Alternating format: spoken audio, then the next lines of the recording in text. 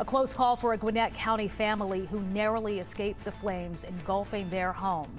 Fire officials telling us that a man was injured and two of his grandchildren are okay after making it out of the house alive early Sunday morning. Crews say they arrived to two homes up in flames off Twin Brook Way in Lawrenceville around 2 in the morning. The injured man was able to wake up his grandchildren and escape to the backyard. His neighbors stepping in, kicking down their fence to help pull them all to safety.